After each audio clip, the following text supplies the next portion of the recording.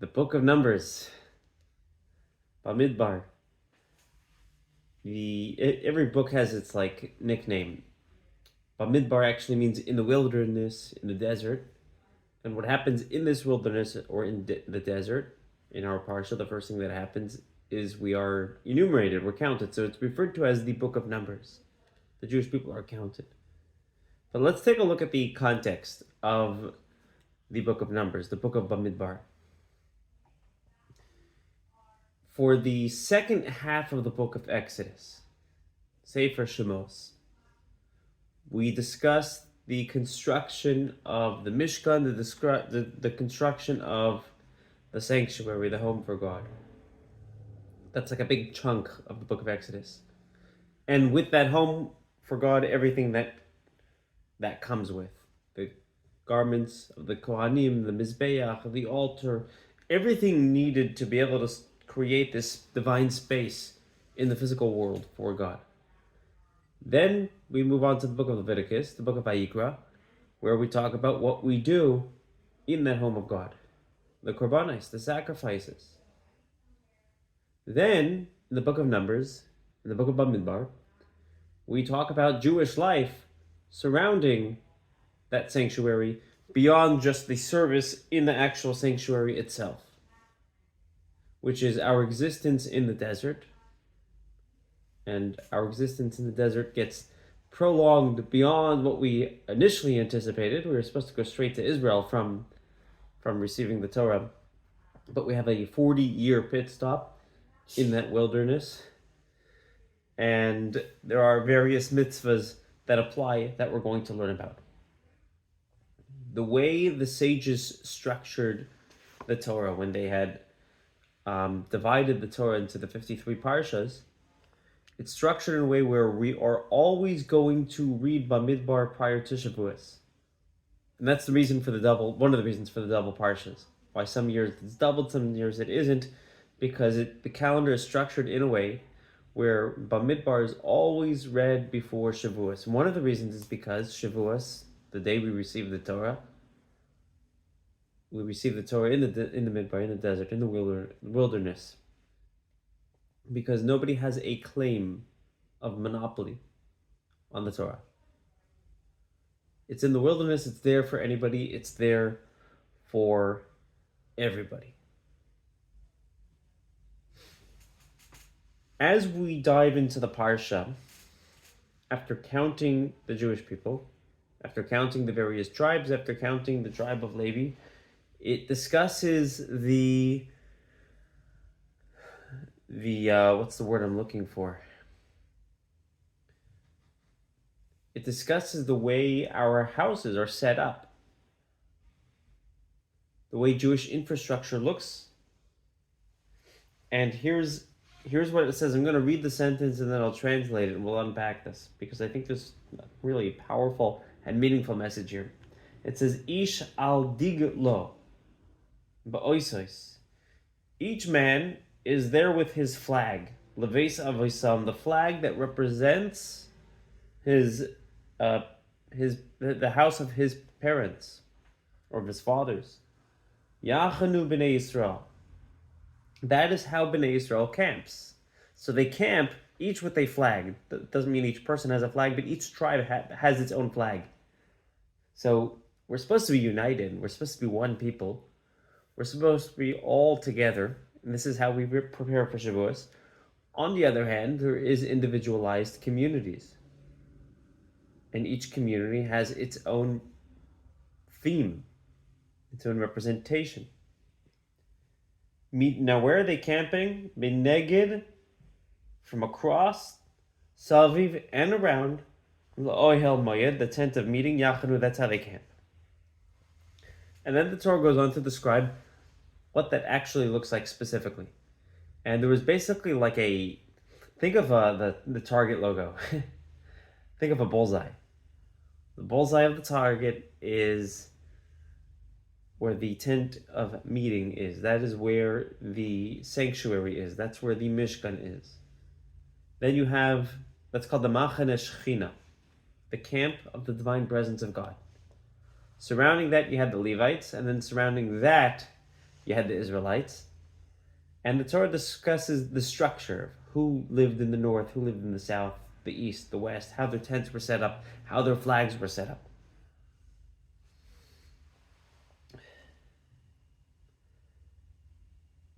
In some ways,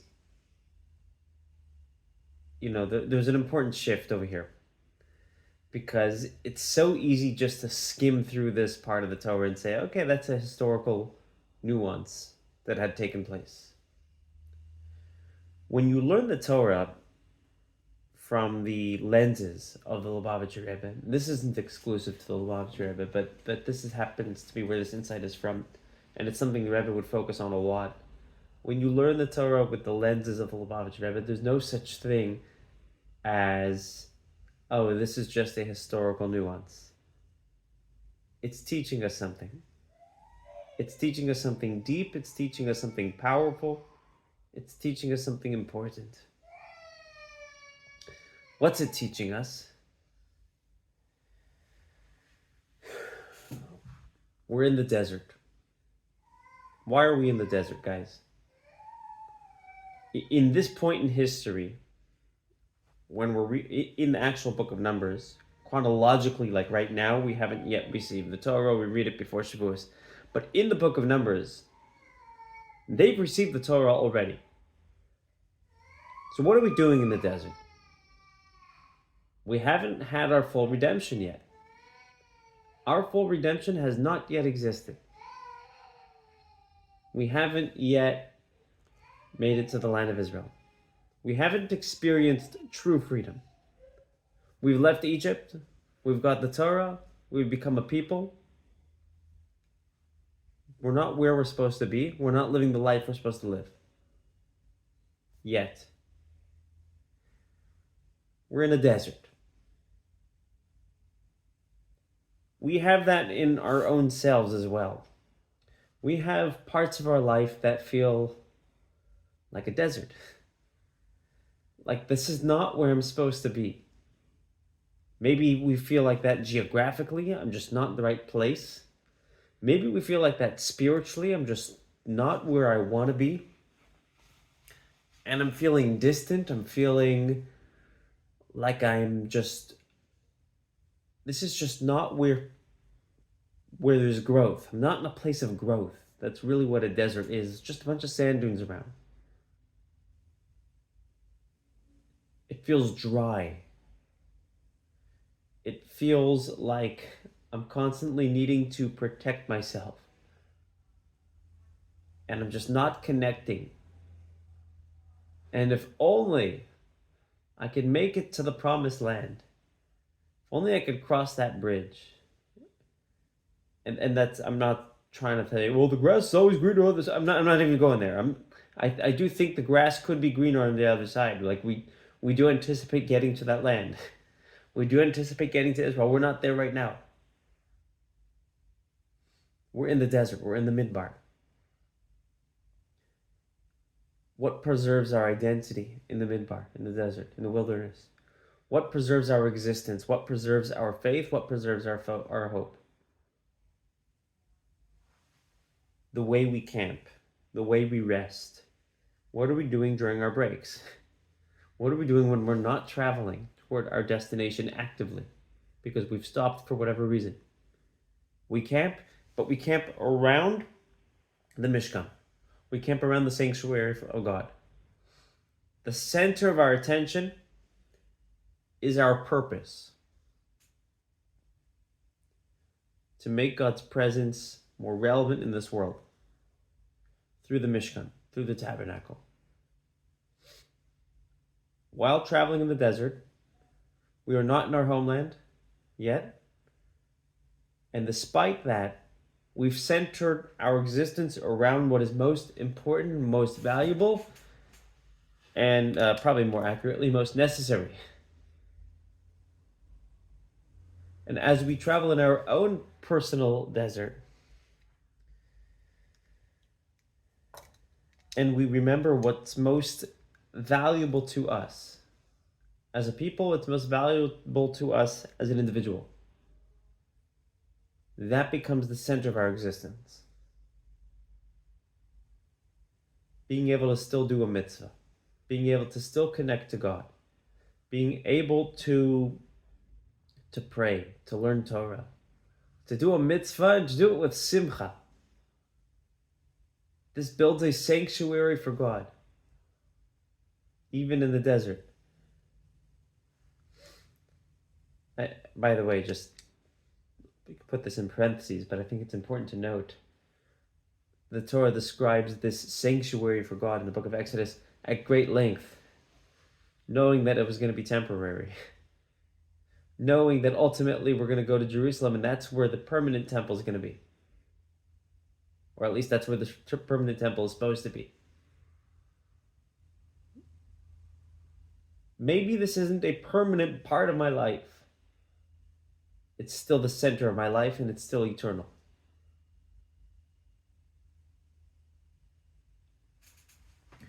When our purpose for which we exist, making God's presence relevant to the world, relevant to us, being able to serve God with joy, when that holiness, when that connectivity becomes the center of our life, even in the desert, what happens to our experience of that desert? What's it like being in the desert at those moments? It's a lot less desert-like. It's less scary. One of the things the Rebbe used to talk about a lot was not to passively wait for Mashiach to come. As if there will be a time when Mashiach comes, and when Mashiach comes, we have to be ready. And what ready means is adopting the Mashiach mindset. Now, when Mashiach comes, and the prophecies that Isaiah discusses of the world being filled with the knowledge of God, and because the world is filled with the knowledge of God, there's going to be peace and love and connectivity. And like he describes in his prophecies, that the wolf will dwell with the lamb and the baby with the viper. Because God is so real that there's going to be so much connection. How are we going to see the world at that moment? What's our world for you going to be like? How are we going to see people at that moment? How are we going to connect with people? What's our relationship with Judaism going to be at that moment? Consider the type of passion we're going to have when Mashiach comes. The connectivity. Consider how real God is going to be in our lives when Mashiach comes. The thing is, that's a circumstance. And if we really want Mashiach to come, we can't be fully dependent on a circumstance. We have to create that mindset now, even while in exile, even while in the desert. We center our life around that connectivity. And what changes? Once we recenter our life around that connectivity, we might even forget that we're in a desert. We might even be more ready for Mashiach than Mashiach. Wouldn't that be crazy? I was once working with a couple who were going through various difficulties. They had real tension. They really liked each other. I could tell. But they had a lot of tension. And they forgot how much they like each other during those moments of tension. And those moments of tension were loud. The moments of tension were dramatic. The moments of tension, scared them enough to reach out, right? Bothered them enough to reach out. I asked them to describe the version of their relationship that they want, that they do like. Right? Despite being in the desert, what is the temple? What is in the middle that you're centered around? What does that look like? Well, it looks like us laughing. looks like us being comfortable with ourselves. It looks like us enjoying ourselves. And they said, well, we can't escape to that reality magically. I said, if you had a moment of tension, an argument, a disagreement, maybe even a fight. I don't mean a fist fight, but something, it was an intense moment. But somehow you still knew that the version of your relationship where there's laughter and connectivity is still there. It is going to be there afterward and was there before. What would be different about how you show up to your arguments and your disagreements? I guess it wouldn't be as dramatic. It wouldn't be as final. It wouldn't be as if, like, oh no, this is the end. Knowing that they were in a desert, but they had something else to anchor their attention toward, got them ready to be in a different space. Knowing that we are in the desert, that we're traveling this desert, and it might be 40 years. Hopefully not. But in the case of the Torah, it was 40 years. But we have something meaningful to anchor our existence around.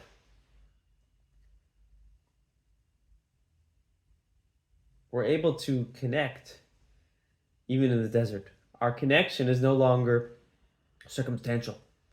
It's something we build and take with us. It's portable. It's part of who we are.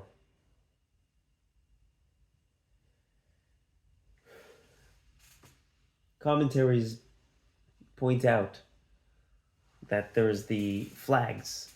What's the reason for the flags? What's the significance of the flags? It's different midrashim that talk about what a flag represents and what the images that were on each particular flag represented. The Kli Yakar says something interesting. He says a flag is a sign of victory because you're proud of your identity, you're willing to share it. Like there's a certain pride that you want to share. That's what a flag is. And even though we're in the desert, even though we haven't had full victory yet, geographically speaking, circumstantially speaking, but the mindset that we have traveling through this desert is that of victory. There's another commentary known as the Hadar Zakanim, and he takes it a step further. He says, if you look what was on each flag and the color of each flag, 12 flags, they corresponded to the 12 tribes. What else corresponded to the 12 tribes that had colors? The stones on the breastplate of the Kohen Gadol, the Choshen Mishpat. What the flags represented was the heart of the Kohen Gadol. Was that divine service, was that divine connection, was the core identity of Jewish spiritual connection, even in the desert.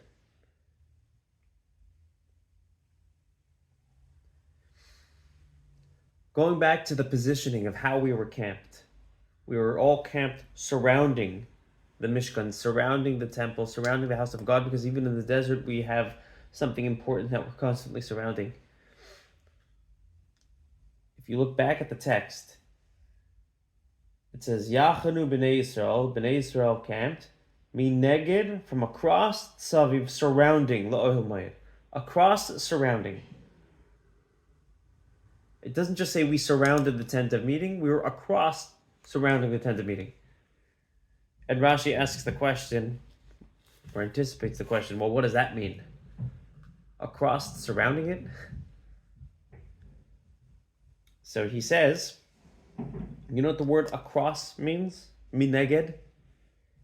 It means we were a 1 mil distant. You know what a mil is? A mil is like half a mile, give or take. 2,000 amos.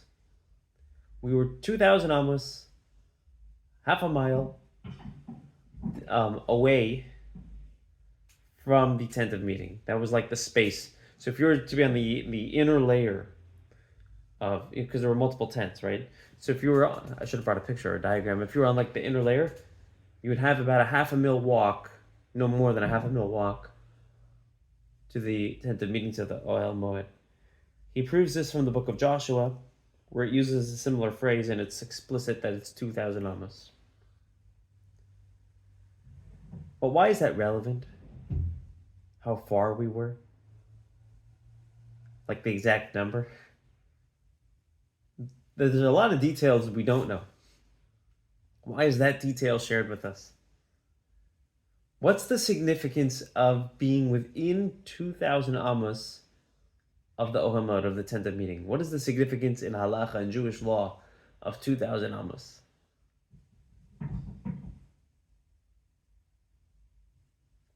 That's the Tchum Shabbos. The halacha is that you're not allowed to walk outside the city limits of where the last house is beyond 1 mil, beyond 2,000 amos. This applies to today. If you were to leave the city limits, you wouldn't be able to walk beyond that more than 2,000 amos. Because Shabbos, which is basically half a mile, 1 mil. Because on Shabbos, you're supposed to stay put. Shabbos is not a time for travel, even if it's not forbidden type travel, like you're not on a car or horse or whatever it might be in those days. But we're supposed to more or less stay put. Rashi's telling us, but the Torah tells us it's across within 2,000 amos, within 1 mil, telling us that this place is accessible even on Shabbos. The tent of meeting, the center of our life, what matters most to us, what we care about so deeply that it anchors us and keeps us going even in the desert, is accessible. You can go there, you can walk there. Nothing's stopping you. Nothing's compelling you from saying, I can't go. But here's the thing, guys. They weren't camping only on Shabbos. So what does this mean to us when it's not Shabbos? You know what it means? Presumably, it felt like Shabbos.